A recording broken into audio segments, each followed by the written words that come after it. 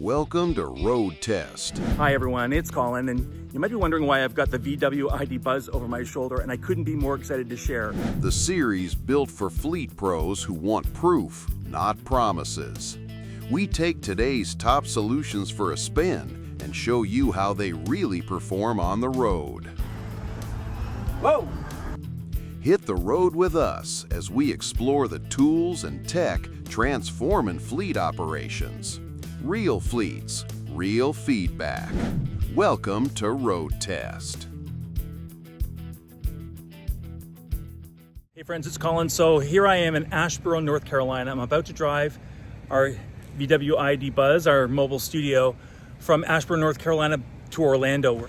So what I want to cover on this particular trip from Asheville to Orlando is charging infrastructure itself. I've had kind of mixed feelings about the charging stations like the one here that are rapid charging stations in terms of what they're actually delivering and the promise of the money that you spend for the extra fast charge versus actually do you get the kilowatt hours delivered to the vehicle. And I have found kind of dicey experiences. I'm going to document that on the entire trip. One thing I do want to give a shout out to though is just how comfortable the VW ID Buzz is to drive such a distance. It's about I've got an app that I've downloaded called ABRP is the name of the app.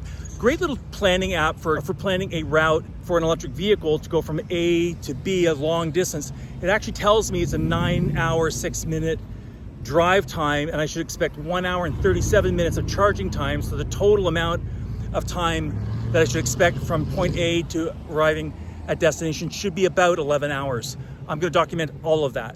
So I really want to test out some of these apps, the charging infrastructure reliability, and I'm going to do that all within the creature comfort of our VW ID Buzz in just a few minutes when it's topping up. I'm topping it up to 90% because the first leg is more than 2 hours away, and I just want to be comfortable. I'm not an EV driver that likes to bring the vehicle battery down to 10% before topping it up. I still have that kind of thing inside me that likes to be at around 25% battery left. Normally about 40 or 50 miles of driving. Just in case you show up and you're out here in the country, you're not familiar with the area, and I don't want to have to go find another charging station if EV Charge America or some of the charging stations that I expect to be hitting up are not working. Although, one thing you can see in advance, if you go to, I've downloaded 7 different charging apps, you can actually see the charging station that you're going to go to. You can see that it is, if it's broken or available or currently in use. So you have a relatively good idea before you even leave, where you're going to park to go and get charged, how far it is, and what the reliability factor is.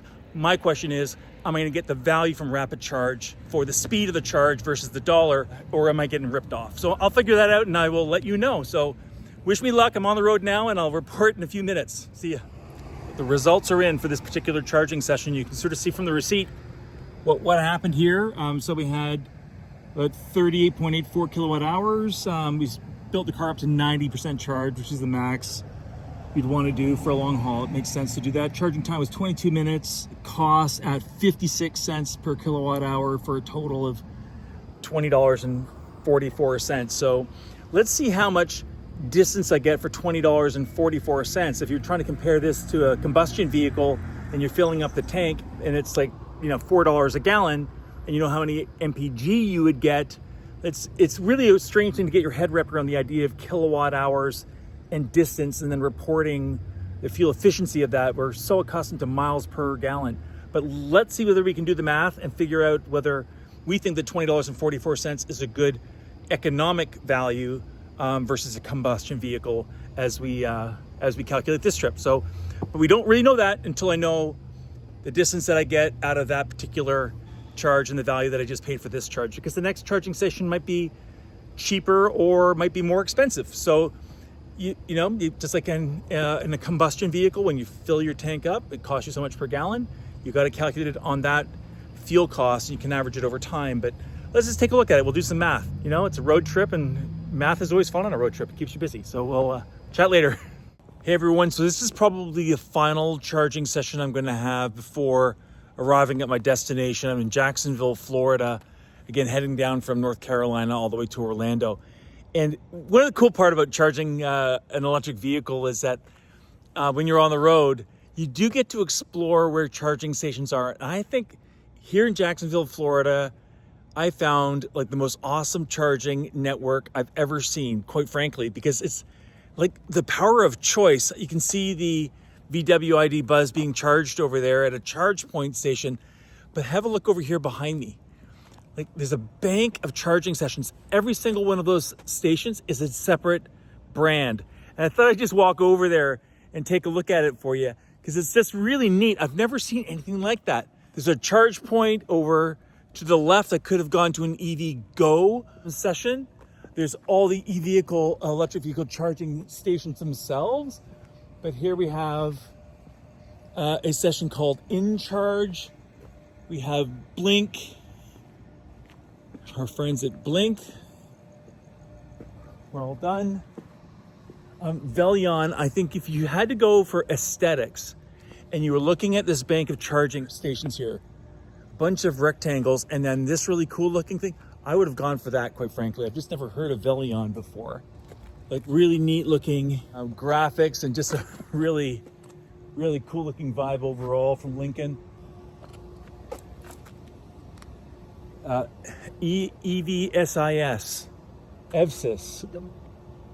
Okay, a little advice for the people at EVSIS. Because the other brands have got apps that you can clearly download. I've got the Blink app on my phone.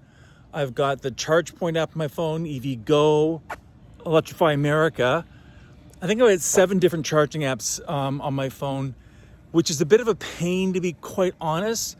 You could just tap. You can just take your credit card, tap the machine, and you pay. Now, the thing about having the app is you become a member, you get a discount on the kilowatt hours that you're downloading. So it is beneficial if you're going to the same station all the time to actually download the app and use that. That's one of the things I would advise.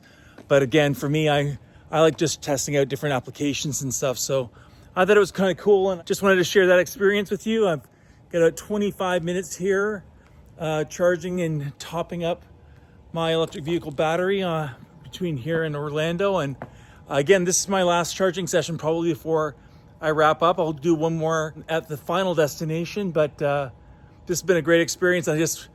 Congratulations, this area of Jacksonville. I think it's called South Park Central. If you're in the Jacksonville area, look it up. They clearly embrace EVs here. Huge parking lot, big circles for RVs, trucks. Hats off to the folks in Jacksonville. You know your EV charging infrastructure. I'll give you that. Thanks again, folks, and appreciate you following me. I appreciate everything you guys are doing, and hope you enjoyed this little trip, joining along with the ride. See you later. Hi friends, it's Colin. So I made it to Orlando without any issues at all. It was a great journey from Greensboro, North Carolina, all the way down to Orlando, testing out DC fast charging all along the way. I think I learned quite a few things. Let me share a couple specifically, apart from just how reliable they were, which is really great. So when you're doing a long haul and you're going between cities that you're totally unfamiliar with, you need some sense of confidence that when you get to your charging station that it's going to be available for you. Every single one of the chargers that I chose to charge up at was reliable. It got me charged fast. As far as in my world, it was 25 minutes to 45 minutes of stop time. When I did have to stop, there was convenient places for me to go inside, grab a drink, grab some food, do some shopping if I wanted to. That was really, really terrific. On the downside, I would say it's the navigation apps themselves I would rate them as pretty poor, to be honest. The problem that I have is that when you're trying to go from one city to the next, you know what the range that you've got, the distance you want to cover. I was trying to cover for myself personally about 225 miles per stop as I was going along. But I found that the navigation apps were telling me, well, okay, so 225 miles up in this town, there's a charging station here that you can go to. And it was just telling me, just drive from A to B. And when you arrive at B, I could even filter by DC fast charging, which was great. But it would often send me to a automotive dealership location, which of course isn't public and would be closed at overnight. And that's just not what I want.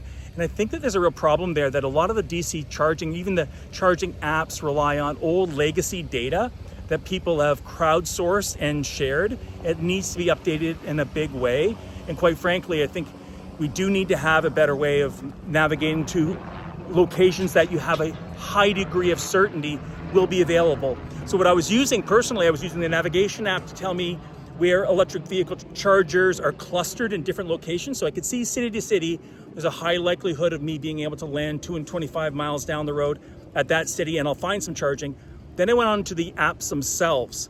And I primarily went to Electrify America, and I went to ChargePoint, and I researched them myself. I could see the icons on the map.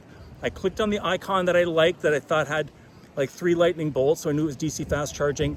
You could also see the history of were the chargers available or not, and when was the last time somebody actually plugged into the vehicle, which was very helpful, knowing that it's a reliable station to go to and that someone has experience charging there in the last 24, 48 hours. Super helpful, and again, giving you confidence as you hit the road, which I'm about to do. Thanks for joining me for this road test for DC fast charging. I look forward to you joining me on the next road test, which is telematics, dash cameras, and asset trackers. It'll be a multi-series episode, and it starts right away.